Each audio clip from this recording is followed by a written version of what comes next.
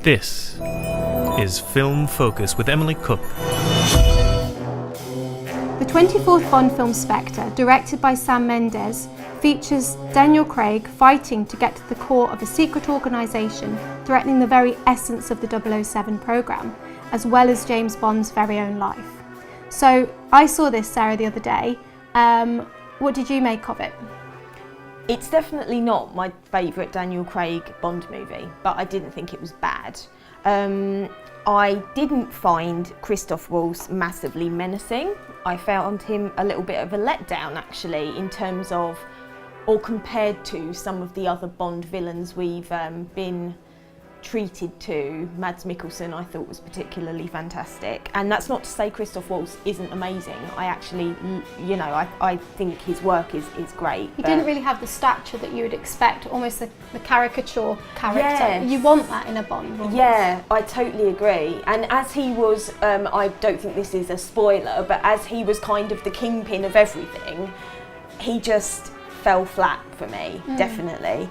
I thought that the first sequence really stood out for me. Oh, absolutely. The first sequence is incredible. Great. But then don't you think that as the scene progressed into something more action-packed, which I won't spoil for people who haven't seen it, the special effects let it down?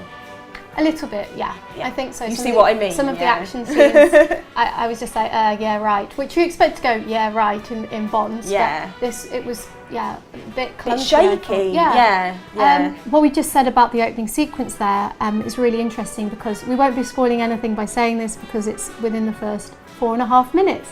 It's seemingly one continuous shot, which is very clever. The Mexico parade of the Day of the Dead, and it follows Daniel Craig on one shot from street view into a building, up an elevator, through a room and out onto a rooftop.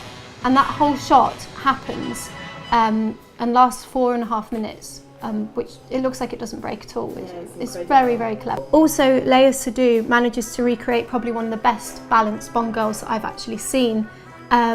She's very strong, but she's also sensual, and whenever a Bond girl in the past seems normally to be kind of submissive to Bond and does whatever he wants, but she, it seems to be all on her terms. I really liked that. I thought it was very refreshing, but not in a, we're making a point here way.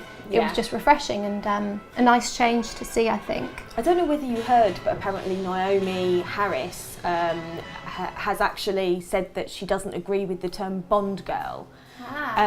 She wants that changed. So I thought that was interesting, bearing in mind I completely agree with what you say. I really feel as if she embodied power and elegance and intelligence, but with some degrees of vulnerability. She was human. Yes. She was a rounded human. Yes, yeah, not the kind of kick-ass woman and she's got nothing else. Yeah.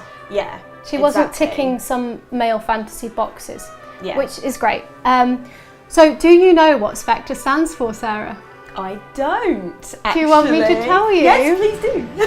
It stands for Special Executive for Counterintelligence, Terrorism, Revenge and Extortion. Ah. There you go. Nicely done. Don't say I don't tell you anything. Thanks for listening to Film Focus with Emily Cook. Happy movie going!